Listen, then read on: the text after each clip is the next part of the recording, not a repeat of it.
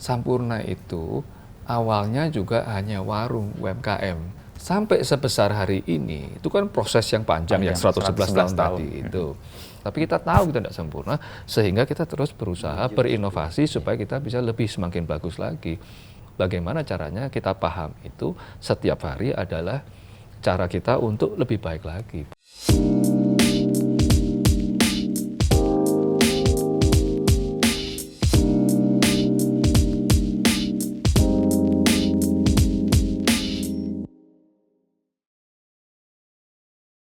Tapi ngomong-ngomong soal sejarah, 111 tahun kan ya Pak? 111 tahun, 111 itu tahun. Nggak banyak loh perusahaan yang... Nggak banyak. Bahkan Jadi, di dunia pun. nggak banyak. Apalagi di Indonesia ya. Tapi menurut refleksi Pak Ivan sendiri, apa yang membuat Sampurna bisa bertahan sedemikian dan membawa value yang terus diwariskan gitu ya, atau dirawat dan dipelihara? Ya sebenarnya ini sih karena secara company itu filosofinya itu kuat dari awal gitu. Yang kalau orang bilang itu kan sekarang sustainability lah. Tapi sebenarnya filosofi perusahaan itu namanya kan 3 tangan. 3 tangan. Nah, 3 tangan ya, yang logo 3 tangan itu. Nah, logo 3 tangan itu kan dari 1913 sudah dipakai bahwa untuk Sampurna besar itu tuh 3 pilar ini harus berjalan beriringan. Nah, pilar pertama itu kan tentunya konsumen dewasa. Ya, yang kedua itu adalah kayak kita ini yang anggota keluarga Sampurna, pegawainya gitu, dan juga mitra bisnis.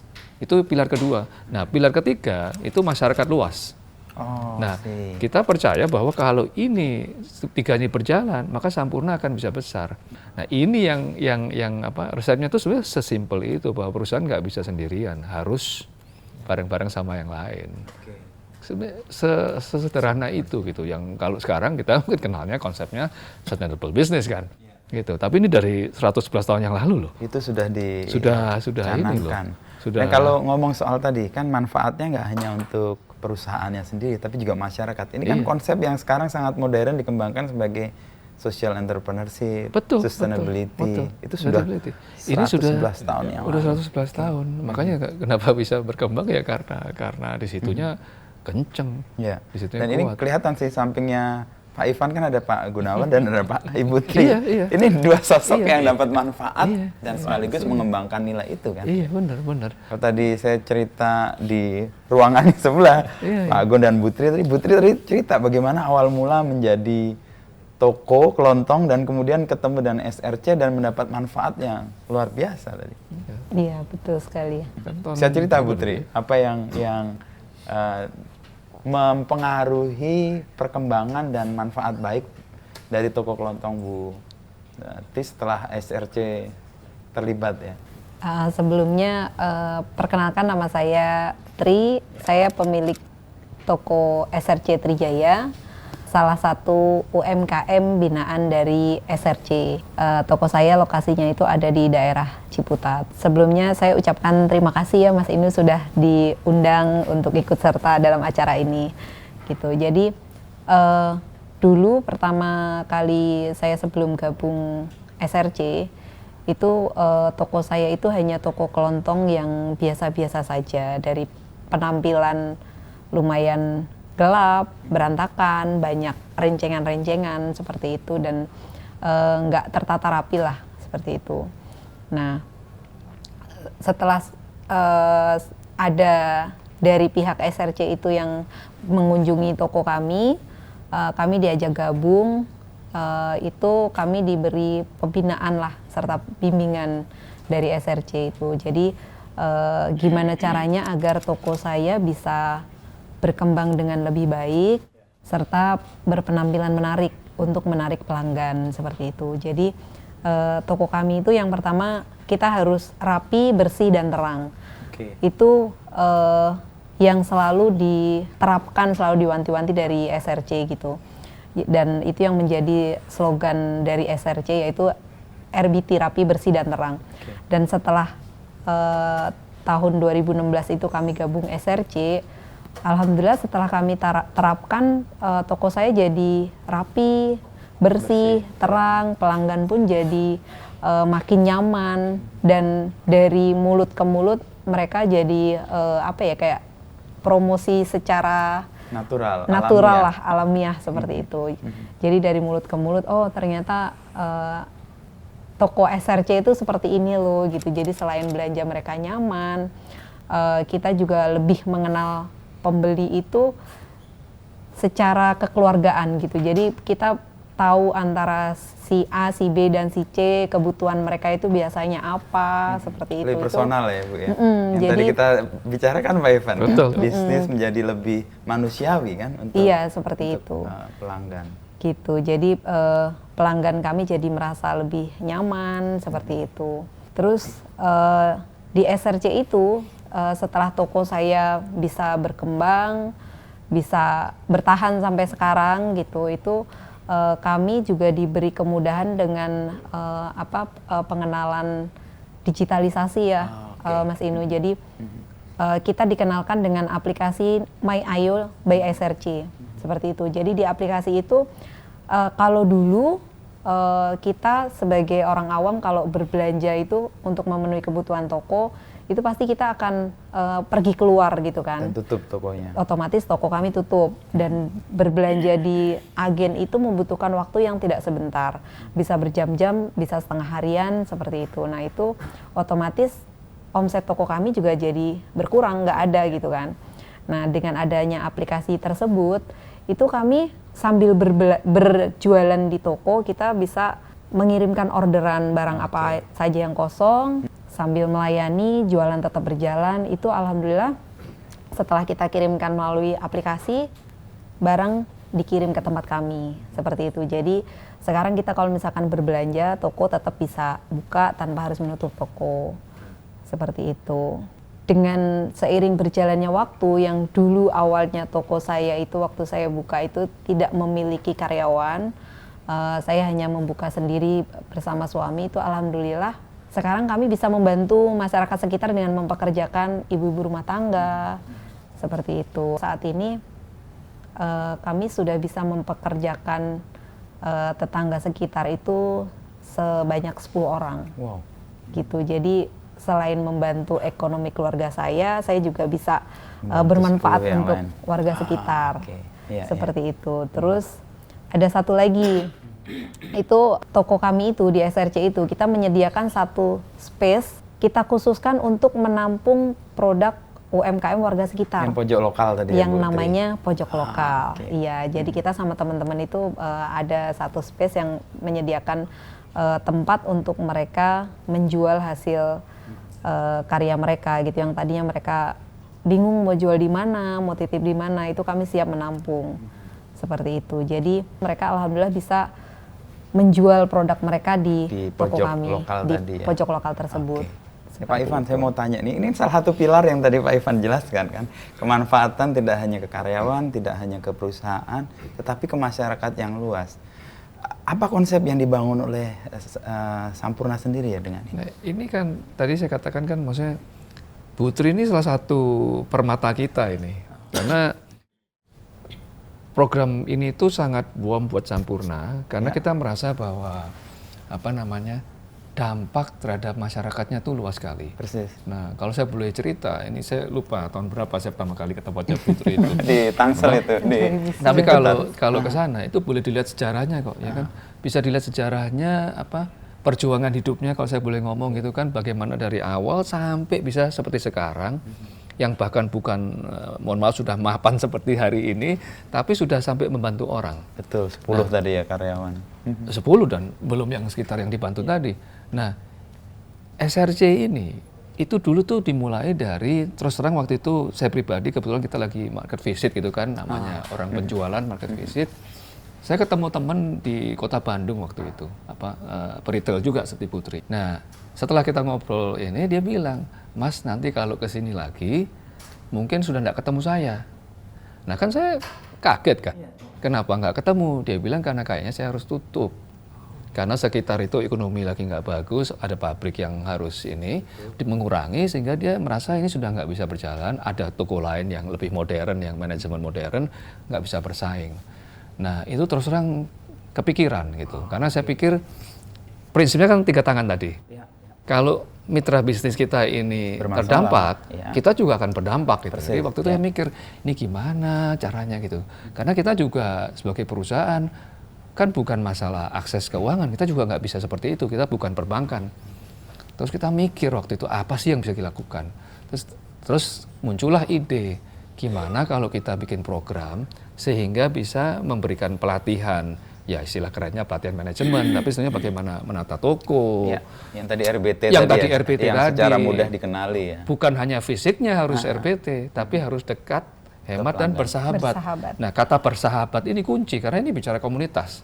Persis. Ya, jadi kita mau supaya kalau orang belanja ke toko SRC itu bukan cuma lihat fisiknya bagus, tapi juga rasa manusianya tadi itu dapat gitu. Nah, syukurlah yang itu berhasil sehingga dari program yang awal itu akhirnya bisa seperti hari ini dan akhirnya skalanya itu bukan cuma di anggota SRC-nya yang hari ini sudah 250.000 nasional, tapi di dalam itu pun mereka bisa memperkerjakan tetangga sebelah, bahkan membantu ibu-ibu yang UMKM yang lebih kecil lagi gitu. Nah, ini multiplier efeknya jadi besar. Nah, dari sini Sampurna merasa bahwa kalau program ini berkembang, maka juga Sampurnanya juga akan tetap bisa besar. Makanya kita sudah 111 tahun dan moga-moga bisa lanjut 118 tahun berikutnya, kan begitu. Ini justru yang paling penting. Tadi satu dari tiga pilar tadi ya, bahkan ini kan juga sudah masuk ke pilar yang ketiga, dalam artian masyarakat luas juga terbantu. Gitu. Dan waktu COVID pun juga mungkin orang susah, kita juga membantu bagaimana supaya waktu itu kan SRC ada ininya ya, petunjuk gimana sih caranya beroperasi di dalam situasi seperti itu. Pengunjung harus cuci tangan dulu, dipasangin itu block screen kan supaya nggak terjadi paparan. Akhirnya sampai sekarang block screen itu masih ada. Karena jejak sejarah yang penting itu. Betapa karena itu kepedulian itu dibangun. Setelah saya rasakan itu justru jadi pengaman buat kami di kasir. Kita khawatir loh dulu Mas Inu itu karena waktu COVID itu kalau toko-toko ini tidak bisa beroperasi ini gimana kelangsungannya kan. Jadi akhirnya kita mikirin ini cara edukasinya gimana? Pakai aplikasi kan dulu kan dikirimin misi. Ini karena kita sendiri juga nggak bisa fisikal terlalu karena pada saat itu kan kita harus membatasi aktivitas fisik. Akhirnya lewat ini kan dulu. Berkat pandemi itu yang awalnya kita juga ketakutan juga kan, wajar gitu namanya, semua orang tidak boleh keluar rumah seperti itu kan, gimana caranya kita bisa tetap berjualan gitu. Akhirnya dari pihak SRC itu juga kami dibimbing lagi, dibina lagi gitu. Jadi kita harus menyediakan namanya delivery on call. Jadi itu menjadikan ujung tombak buat toko kami agar bisa tetap berjualan, melayani pembeli tanpa mereka harus keluar rumah. Seperti itu. Jadi omset kami dari delivery itu meningkat drastis selama pandemi. Iya. Tapi karena basisnya komunitas dan trustnya kan tinggi berarti kan. Ketika pandemi orang nggak ada isu tentang trust lagi kan, karena ini bagian dari mereka yang mensupport kan, orang mau menerima itu ya.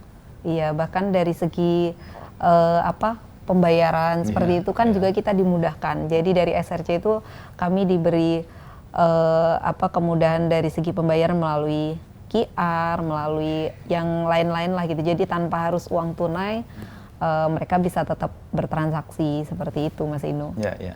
Ini di sebelah Pak Ivan sebenarnya ada Pak Gunawan. Kan selain tadi membina toko kelontong dan membesarkan dari hanya 50 sekarang 250.000 dan seluas Indonesia, dan dampaknya kalau kita lihat beberapa riset kan juga sangat signifikan ya, 11% dari PDB kita itu proven sih. Kalau satu toko kelontong misalnya setahun 1 M aja itu sudah terbagi.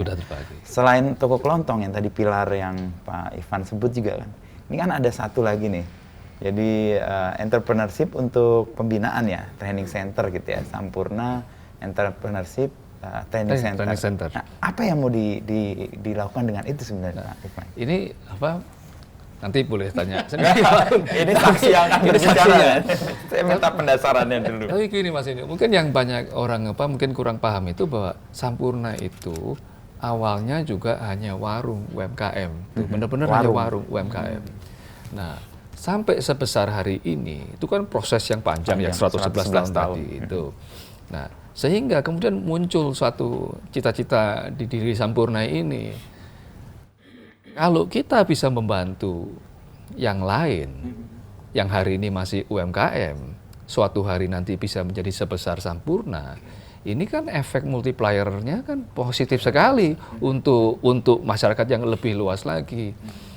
Nah, hari ini Sampurna kan juga kita udah banyak sekali ya untuk secara efek dalam supply chain-nya ini kan efek positif perekonomian besar sekali. Nah, sehingga muncullah waktu itu ide gimana kalau bukan hanya dari peritel tapi juga yang even bukan peritel, istilahnya tidak berhubungan langsung dengan bisnis Sampurna pun kita bisa memberikan pelatihan. Nah, itu bikin lahan yang luas di sebelah pabrik itu 27 hektar itu yang memang dikhususkan untuk memberikan pelatihan, pendampingan itu kan bagaimana supaya para UMKM ini bisa terpapar dengan manajemen yang lebih modern. Ini banyak sekali ini. Nah, tapi karena hari ini ada mungkin Pak Gun yang ceritain kan. Pilot kita yang tadi yang benar. Baik. Terima kasih Mas Dino atas kesempatannya, Pak Ivan juga tempat yang luar biasa dan kesempatan yang luar biasa. Kami dikenalkan dengan SCTC. Dan saya mendaftarkan diri karena menarik programnya. Program ini sangat luar biasa, Mas. Jadi istilahnya kami hanya sekedar petani biasa, tetapi dimodali dengan ilmu-ilmu digital dan lain sebagainya, sampai akhirnya saya diluluskan, dibimbing dan diluluskan mau bersertifikat BNSP, Mas. Itu kan artinya ada pengakuan dari negara bahwa saya mampu untuk membagikan ilmu apa yang diberikan oleh SCTC. Terima kasih banyak, Mas. Kebetulan Mas, kami ini bergerak dari hulu sampai hilir. Kami membina petani sampai kepada teman-teman yang membuka kedai teh. Dari ujung ke ujung ya? Yang ujung ke ujung. Nah ini kalau tidak dimodali dengan ilmu ya opo Mas, nggak kemana-mana gitu. Ya karena bimbingan SCTC sehingga teh ini berkualitas dan diterima oleh pasar Mas. Nah ini kan bukan ilmu kaleng-kaleng ya Mas ya, bisa sampai ke sana. Dan tidak berhenti di situ, Mas. Kami pun dibina, dikawal sampai ke negeri Jepang dan juga ke Cina. Yang punya tradisi teh lebih tua ya? Lebih tua, Mas. Bahkan menurut sejarah itu teh Jepang itu derajatnya lebih tinggi daripada Cina. Karena memang di saat itu Jepang itu perutnya kan udah lebih awal kenyang ya, Mas ya.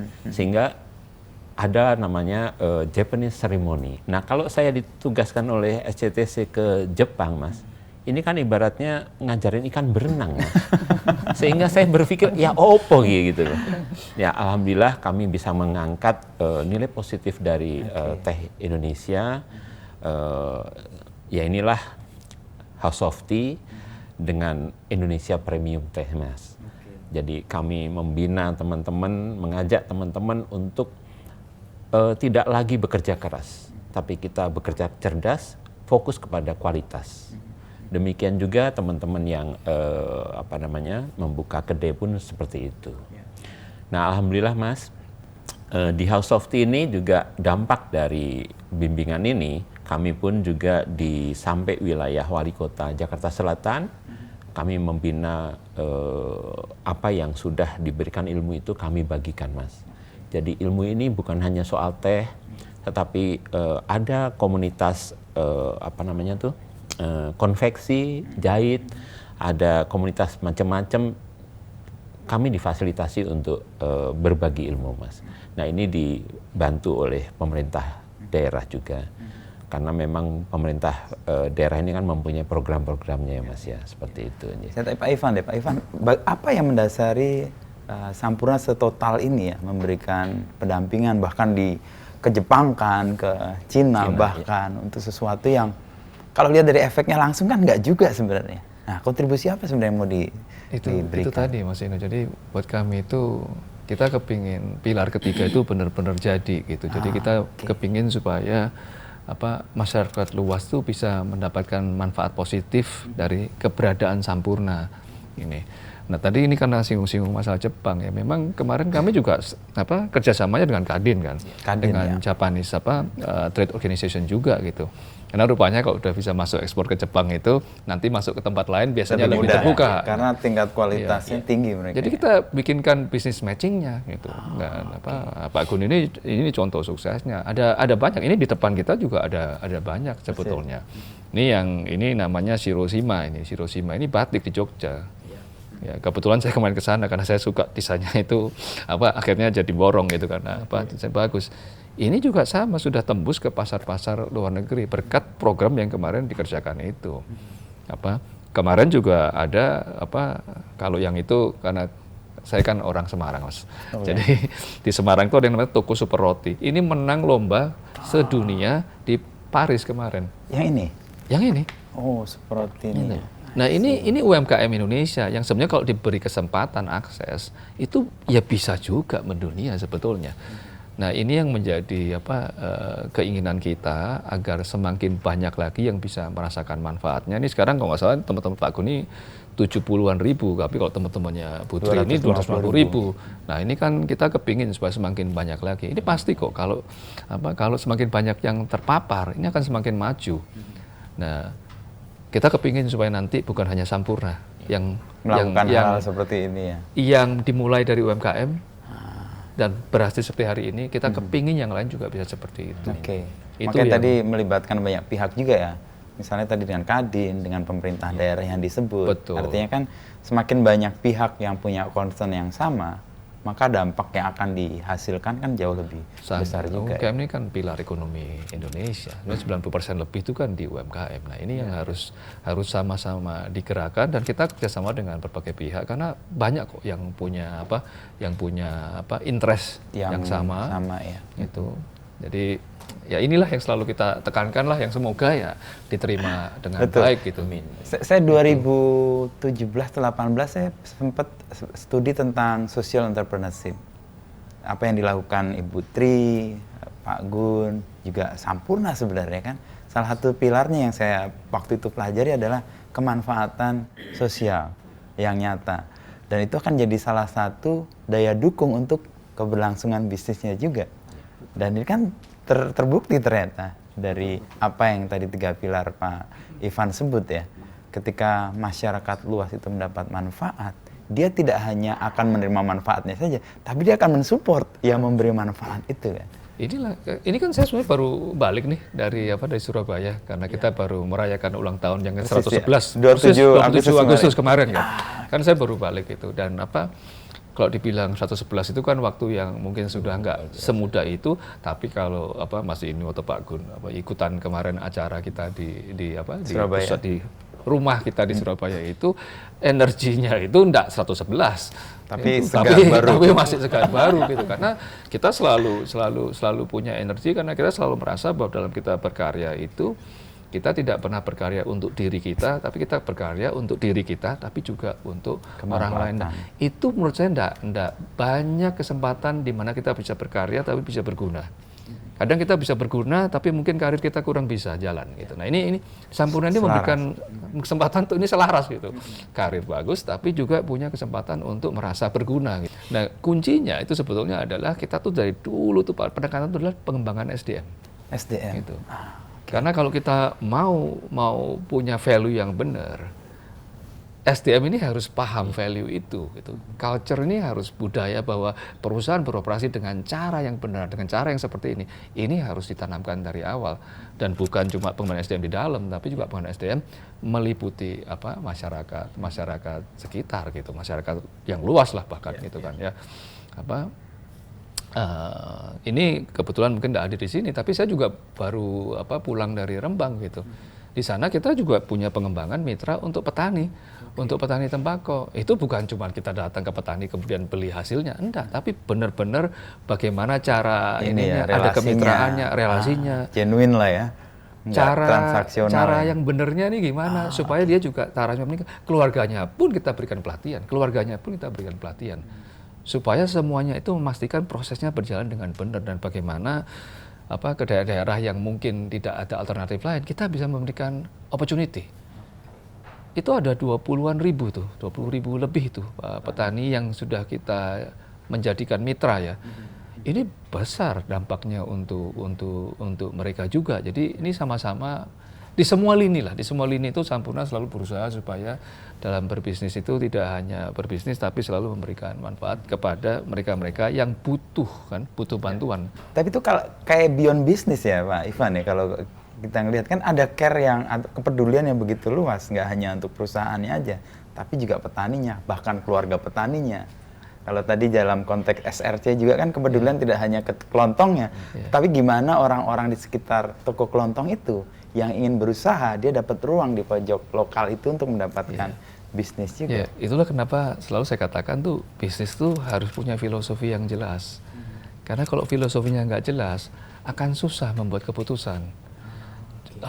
Contohnya waktu COVID kemarin itu kan suatu kondisi bisnis yang tidak ada orang yang menduga. Nggak ada ilmunya juga ya? Nggak ada ilmunya.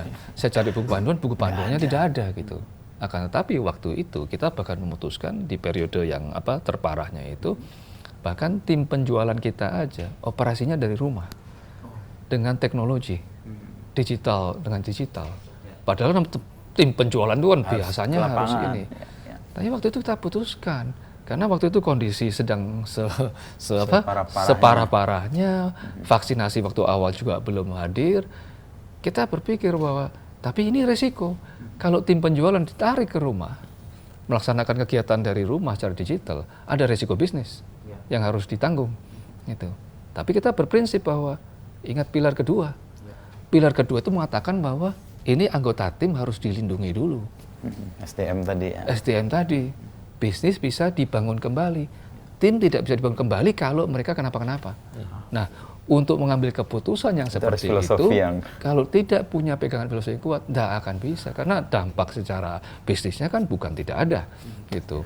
Makanya waktu itu juga, tadi Putri ceritakan, waktu itu kita mikir, ini kalau istilahnya tim kita, anggota kita sudah kita amankan, ini bagaimana mitra bisnis juga bisa kita amankan. Tapi kan mereka harus operasional. Oke, marilah kita pikirkan apa caranya supaya mereka bisa beroperasi, tapi dengan semoga bisa lebih aman. Gitu. Nah, ini hal-hal begini itu tidak akan pernah bisa lepas dari filosofi itu. Dan filosofi ini harus diberikan turun-temurun. Karena siapapun kita, suatu hari kita akan pensiun. Tapi pengganti kita, penerus kita, value ini harus nyampe. Ya, itu tantangan tersendiri kalau di era sekarang tuh, Pak Ivan. Ya, saya penasaran aja, bagaimana menurunkan atau membuat value atau filosofi yang tinggi itu bisa dipahami oleh generasi ke generasi. Ya, proses regenerasi harus berlanjut, proses rekrutmen juga harus jalan dengan benar. Itu saya sendiri aja waktu saya bergabung dengan perusahaan ini, saya diinterview 18 orang. Wow. Itu tahun berapa Pak Ivan? Itu tahun 1996. Wow.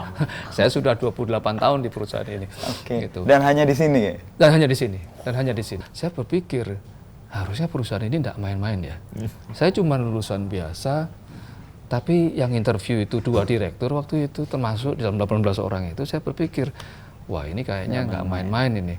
Lebih baik saya masuklah, total lah gitu. Dan ternyata ya semoga penilaian saya nggak salah gitu juga. Tapi dari situ aja itu Sampurna tuh sangat concern gitu, bahwa pada saat saya di interview itu, ini kan bukan masalah teknikal gimana, saya paham apa, saya cuman ini kok belum punya pengalaman kerja yang gimana juga. Tapi kan yang dilihat juga karakter. Apakah cocok nih nilai-nilainya ini dengan apa yang dimaui oleh perusahaan. Nah, setelah di dalam, ya tentunya ini harus menjalani berbagai macam training lah, rotasi, job enrichment, supaya nilai itu tuh masuk, sehingga pada saat kita menjadi pimpinan itu sudah dipegang gitu. Jangan sampai lepas lagi. Nah, prinsip-prinsip yang namanya meritokrasi lah, diversity, kalau di Sampurna itu sangat beragam. Kita ada di Sapong Merauke. Jadi itu semuanya ada. Nah, ini harus kuat karena mencari regenerasi tadi gitu. Dan sekarang tuh talent Sampurna ada di mana-mana gitu, Nah, tentu setelah kita bergabung dengan Philip Morris International, ini kan jangkauannya semakin dunia. Ya, internasional ya. Talent Sampurna itu hari ini saya bisa katakan Pak, marketing director di Amerika itu orang Indonesia, direktur keuangan di Meksiko orang Indonesia, dan masih banyak lagi. Kita ada puluhan orang talent Sampurna yang sekarang sedang berada di luar negeri dengan assignment masing-masing gitu. Dan bagian dari pengembangan tadi. Dan sebaliknya ada juga orang-orang yang berasal dari luar negeri yang disekolahkan di Sampurna. Karena Sampurna inilah tempat yang baik, bukan cuma untuk belajar masalah teknis, tapi juga belajar masalah value tadi, filosofi tadi. Nah, ini yang terus dikembangkan gitu, yang terus dikembangkan perusahaan, karena ya inilah. Waktu saya dulu ngalami ini ya mungkin sama dengan proses Putri gitu kan. Awal mula kan susah ya, sakit juga rasanya. Sakit rasanya, dan kita kan masih muda, nggak paham. Kenapa aku dipindah ke sana? Kenapa aku harus dipindah-pindah gitu. Saya ingat dalam 2-3 tahun pertama itu saya pindah meja kerja itu berapa belas gitu. Sampai ini susah sekali kita bekerja gitu. Tapi kan itu semua proses. Pembentukan ya. Itu pembentukan selain pemberian teknikal, tapi pembentukan karakter. Value tadi ya, filosofi yang mau ditanamkan. Iya, itulah kenapa tadi kan Putri cerita juga, ya kan? Bukan hanya di SRC-nya loh. Putri ini tadi belum cerita ini. Putri ini kan juga aktif di paguyuban komunitas kan, SRC kan. Dan paguyubannya apa sih? Yang sudah sukses di Putri, dia membantu yang lain. Iya, itu tadi saya ngajari yang lain, benar kan? Kalau di SRC itu kalau orang usaha yang lain mungkin kalau misalkan yang dagang dekat kita itu jadi rival ya, ibaratnya jadi kompetitor lah gitu kan. Jadi di SRC itu kita digabungkan dalam satu paguyuban di area terdekat. Di situ kita selain mendapatkan teman baru, kita juga bisa sharing dengan apa yang ada di toko kami agar bisa diterapkan di toko teman-teman kami juga. Awal toko saya gabung SRC itu kan saya ada historinya ya Mas Inu. Jadi semua foto dari toko awal saya banyak rencengan berubah seperti ini sampai jejak penting itu. Iya, jadi saya jadikan satu album itu buat motivasi saya sendiri juga gitu, buat teman-teman yang lain juga. Transformasinya gitu. Seru tuh pasti. Iya, gitu. Jadi di dalam paguyuban tersebut itu kita jadi kayak seperti keluarga. Ada toko temen paguyuban kami itu yang penataannya itu sangat berantakan sekali karena dia selain jualan sembako juga jualan sayur.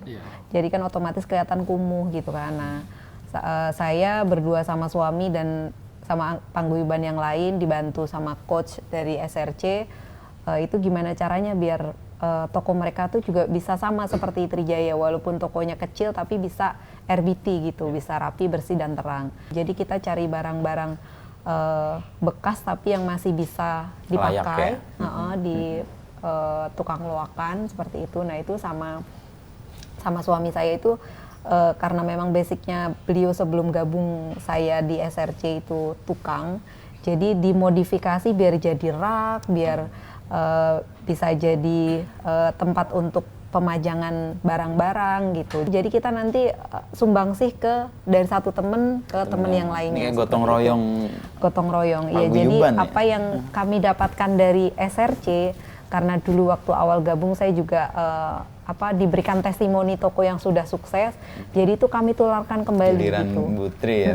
Jadi toko terdekat kami itu bukan jadi rival kami, tapi mereka jadi jadi kayak jadi rekan gitu, jadi keluarga teman kami. Tumbuh ya. Alhamdulillah toko sayur tersebut sekarang tuh sampai saya bersama SBV sama coach mampir ke situ itu sampai nggak ada waktu untuk ngobrol gitu loh. Pembeli itu silih berganti datang terus mereka pada sekarang ini ya mau saya bersih ya gitu, jadi tertarapi, mau milih barang juga jelas gitu. Jadi di SRC itu kita tidak diajarkan untuk jadi sukses sendirian, tapi kita bagaimana caranya kita bisa bermanfaat ke sesama, ke teman, ke masyarakat, agar mereka juga tidak pelit ilmu, membagikan apa yang kami dapat ke teman-teman yang lainnya gitu, agar bisa mereka juga berkembang lebih baik lagi bersama SRC.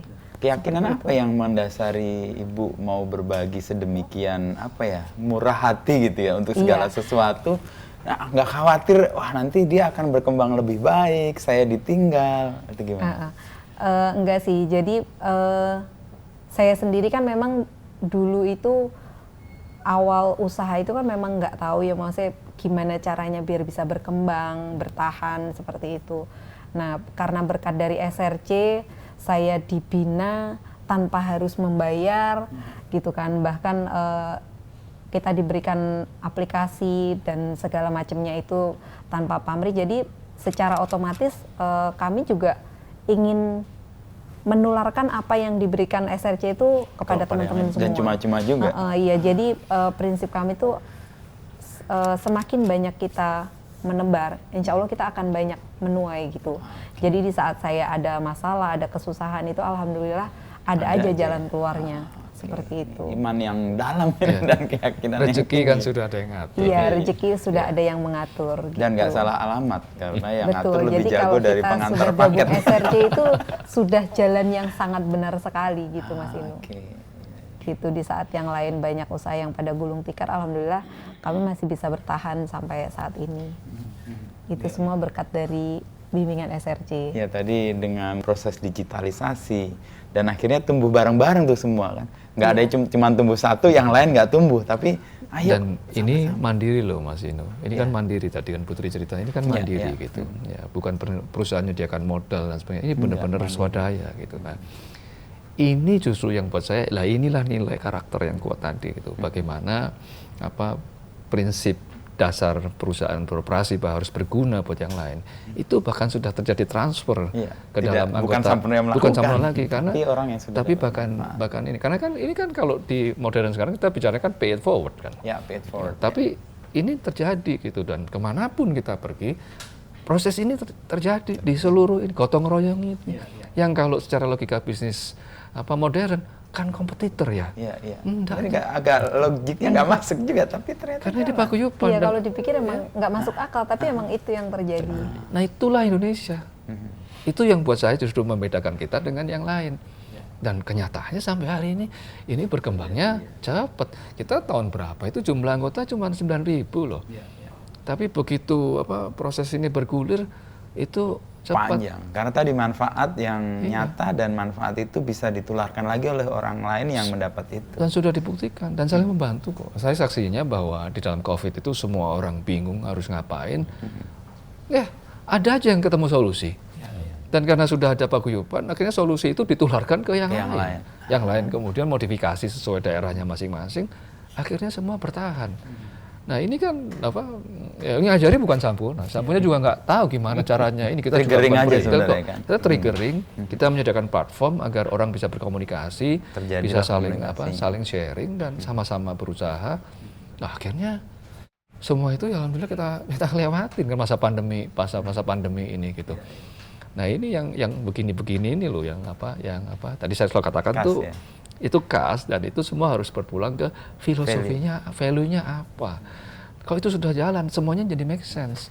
Dulu orang sering nanya saya, sampai berapa lama sih mau membina SRC ini? Saya bilang, kenapa harus sampai berapa lama? Ini memang value kita dan itu di-trigger, tapi saya lakukan juga.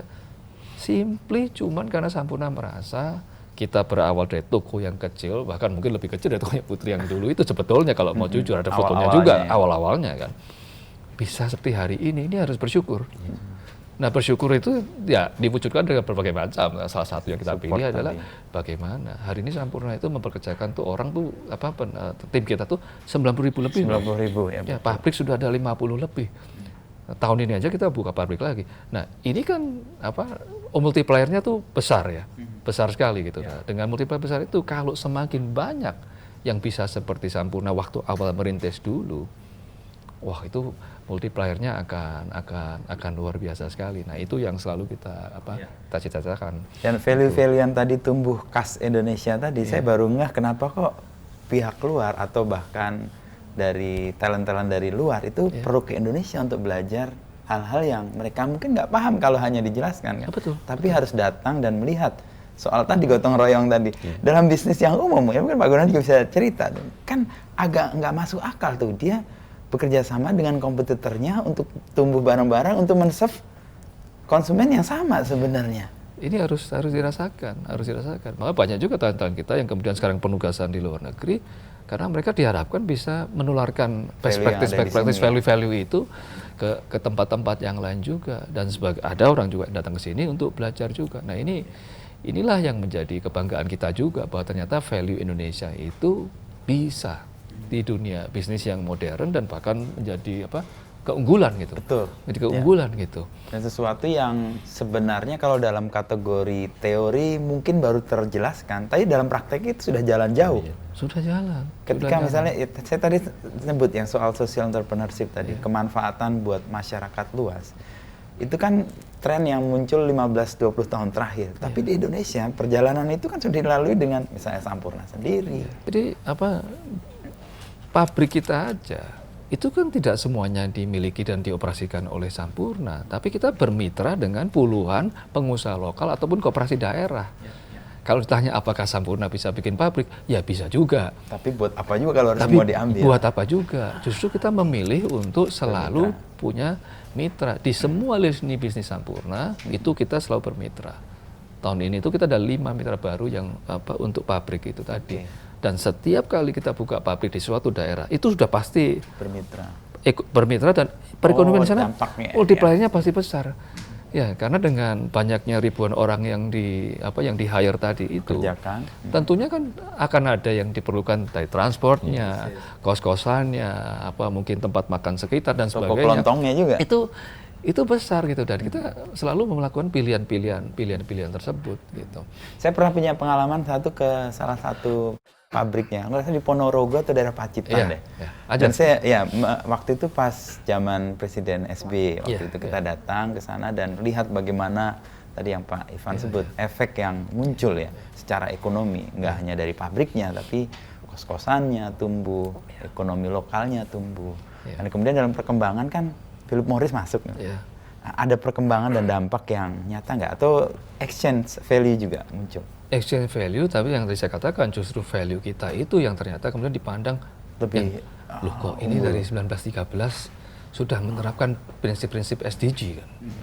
Itu. Sehingga itu yang kemudian malah banyak dipakai dipakai ke tempat yang lain, karena juga as a company itu Philip Morris merecognize bahwa loh kok ini kuat gitu. Kok ini kuat sekali prinsipnya, dan ternyata untuk bisnis ini bagus sekali, banyak dampak positifnya. Nah, hal-hal ini loh yang kemudian membuat kita di Sampurna itu bisa tetap seperti hari ini, karena memang kita kaya secara histori, kaya secara heritage, dan nilai-nilai itu relevan, bukan sesuatu yang outdated gitu. Dan itu terbukti juga kan? Dan itu terbukti dengan perkembangan perusahaan yang masih seperti hari ini, masih terus bertumbuh. Dan proses untuk kemudian diakui, diterima, tadi saya ngomong dengan Pak Gunawan juga soal tes itu terutama. Karena kita mentalitas terjajah, sehingga kita nggak percaya diri dengan value yang kita miliki, bahkan dengan komoditas yang kita punya. Tadi Pak Gunawan cerita, mungkin bisa disebut juga bagaimana kualitas teh kita ternyata jauh lebih kuat atau lebih baik dibanding teh-teh lain, karena fotosintesis yang terjadi di Indonesia secara natural lebih sempurna. Memang seperti itu ya. Jadi pengalaman saya dibawa ke Jepang itu, akhirnya saya harus belajar lagi, harus mempelajari apa sih nilai lebih di negara kita gitu. Jadi sebetulnya Jepang, Cina, dan Indonesia sama-sama dari negara yang asal usulnya adalah vulkanik ya Pak. Sehingga mineral tanahnya kaya. Tetapi yang lebih dari Indonesia adalah khatulistiwa ini. Yang tidak dimiliki oleh negara Cina lain, sehingga fotosintesanya sempurna, terjadilah proses tanaman ini juga lebih sempurna. Oleh karena itu, hasil penelitian itu memang mengatakan bahwa teh di Indonesia nutrisinya lebih tinggi, Pak. Nutrisinya. Jadi soal yang lain, ini karena kita yang tidak percaya diri sebenarnya. Padahal kalau sudah dibantu dengan alat uji lab, kita lebih baik. Secara saintifik bisa dipertanggungjawabkan. Ya, ini anugerah ya Pak ya. Indonesia anugerah. Kenapa dulu kita sampai dijajah VOC? Ya karena memang kekayaan mineral dalam tanahnya. Seperti itu. Mereka datang karena melihat potensi yang besar. Betul, itu ya. Nah, untuk menjadikan sesuatu yang punya kualitas ini diakui, kan butuh cerita kan sebenarnya Pak Gunawan ya. Tadi juga kalau Pak Ivan kan cerita 111 tahun terus Philip Morris masuk, ternyata ini jalan nih ternyata, dan akhirnya direcognize dan diambil. Nah, kalau di kita apa yang Pak Gunawan sendiri lihat kekurangan yang perlu dimunculkan ya atau diperbaiki? Kami kan juga diajarkan tentang digital dan telestory ya Pak ya. Storytellingnya ini harus lebih kuat. Cerita-cerita ini tidak pernah diangkat. Nah, mulai sekarang sudah mulai. Makanya kita sampai bisa kirim ke Texas, bisa ke Taiwan, ke Malaysia. Ya ini semua dimodali. Kami dimodali dengan ilmu gitu kan. Dan jaringannya kemudian terbuka ya karena itu ya. Ini memang dibukakan jaringan Mas.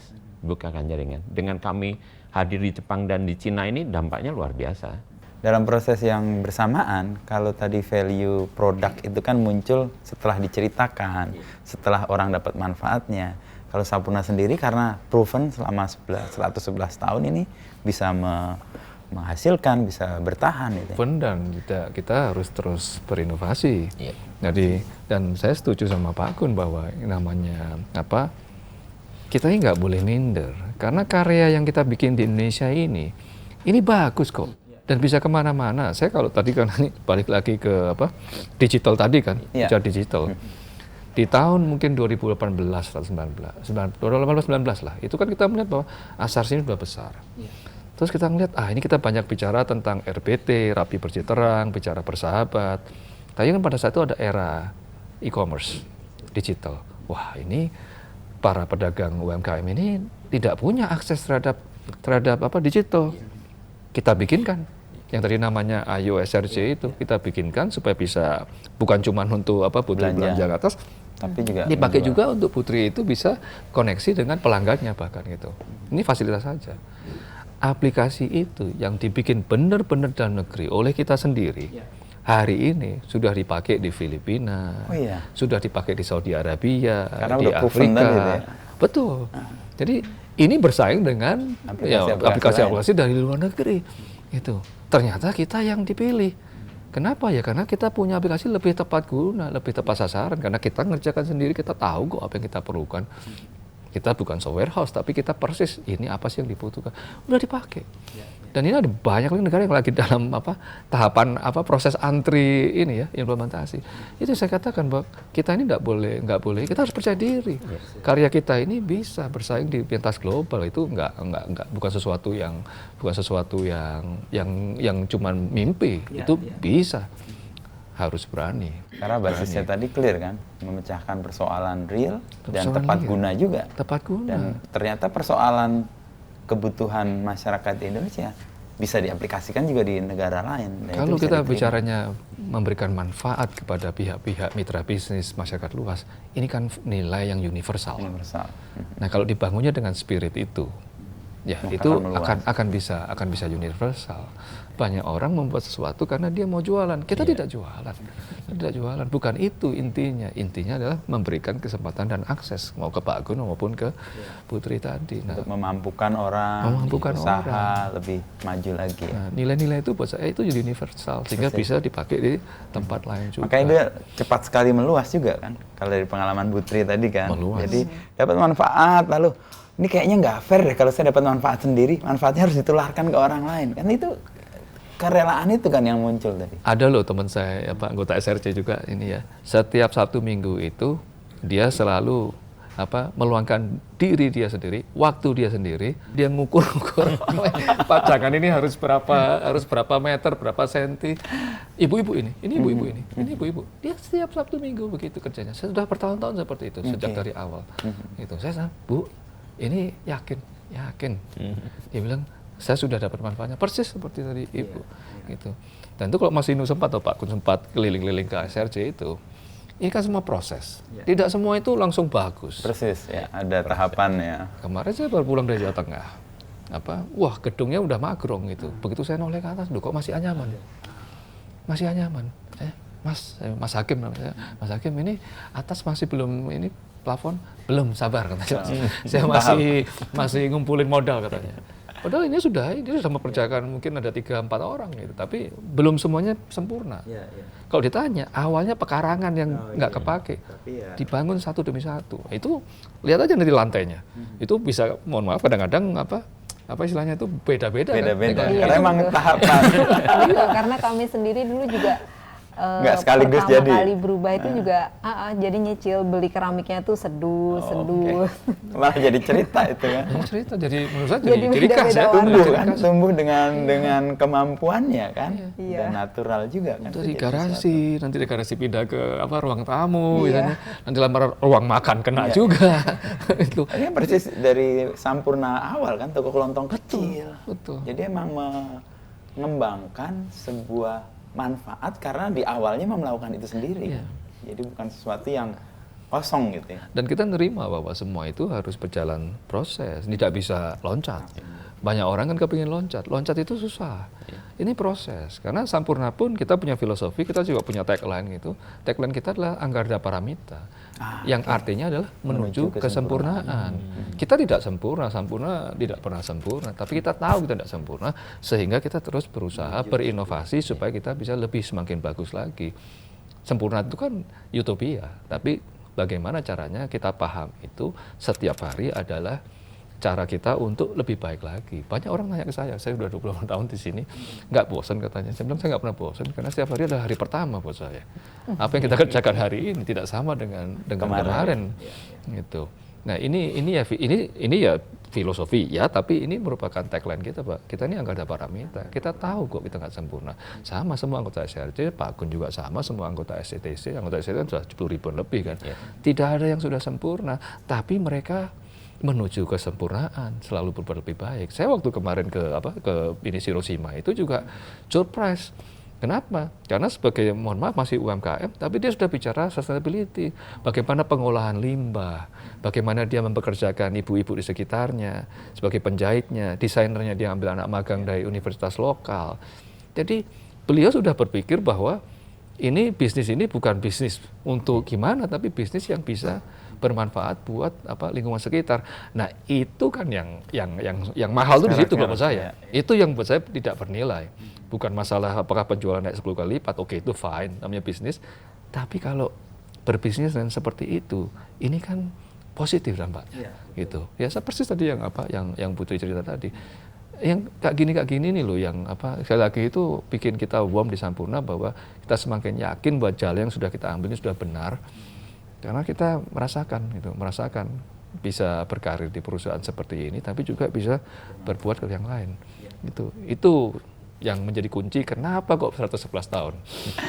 Tanya tadi Mas Ivan kan nyebut soal bagaimana berkelanjutan itu sesuatu yang penting. Dan juga disebut juga beberapa investasi untuk keberlanjutan.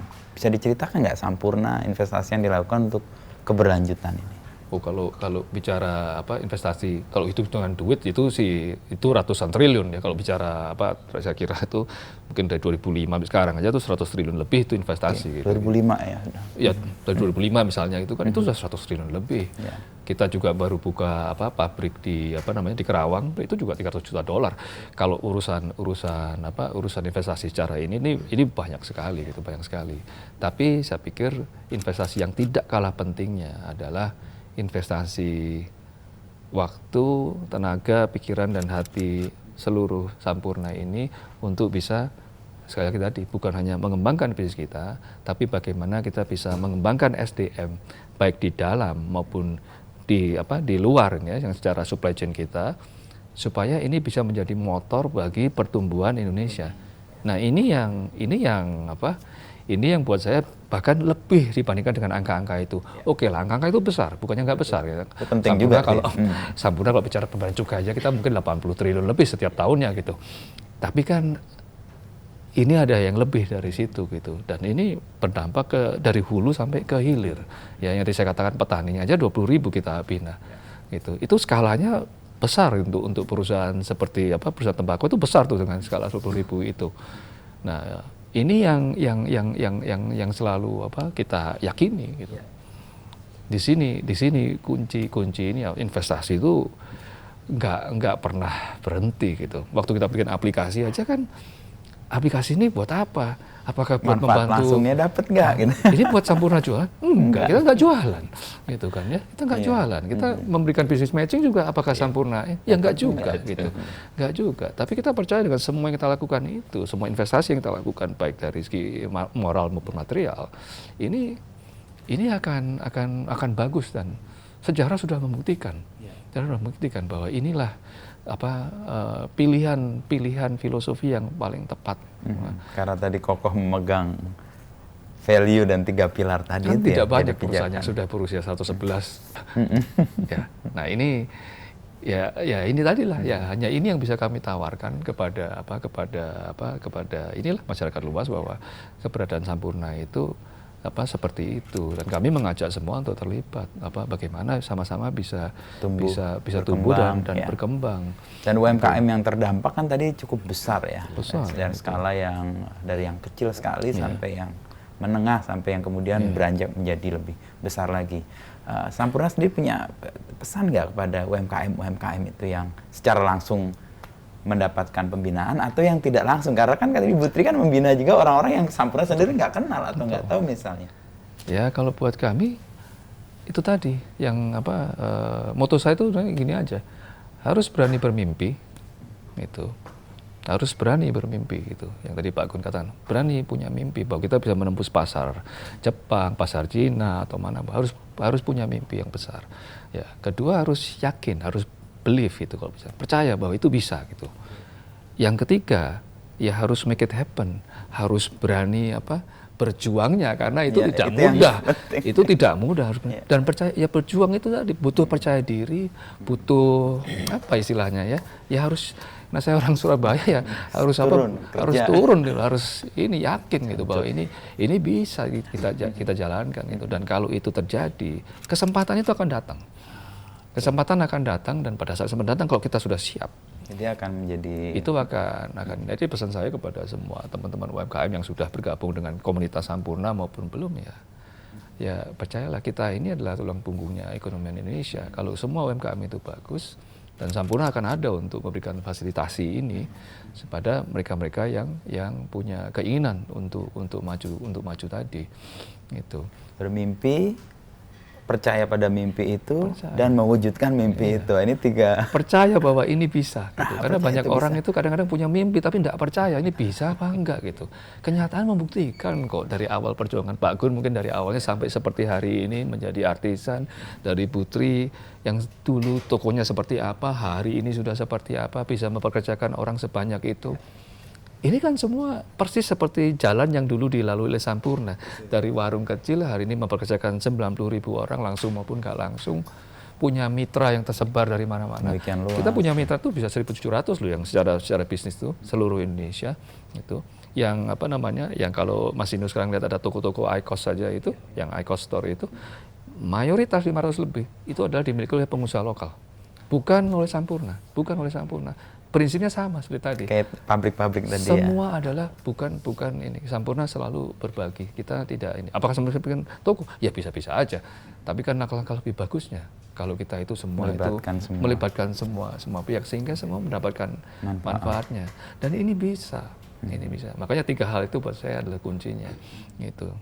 Tadi mimpi, percaya pada mimpi itu, dan harus bisa berani mewujudkan. Nah, 111 tahun barusan dirayakan. Nah, 111 tahun ke depan, bayangan atau mimpi apa Mas Ivan ya untuk Sampurna, juga kemanfaatan yang tadi dipijakkan pada 3 pilar, 3 tangan tadi itu ya. Ya, tentunya kalau saya pribadi, saya bermimpi agar 111 tahun ke depan ini Sampurna akan eksis lebih bagus lagi, lebih punya dampak yang lebih positif lagi.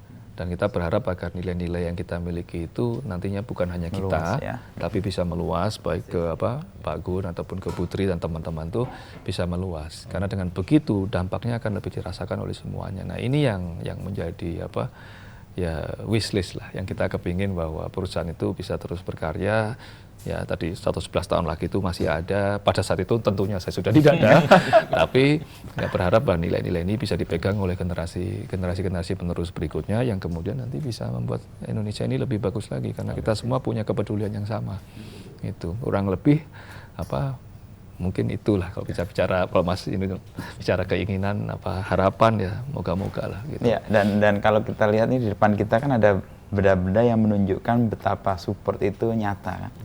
Apa yang kita lihat ini siapa yang bisa menjelaskan, Pak Ivan atau apa? Tadi ini kain apa ini tadi? Ini batik, ini tadi yang saya katakan, ini yang di Jogja yang saya datang, dia sudah bicara pengolahan UMKM.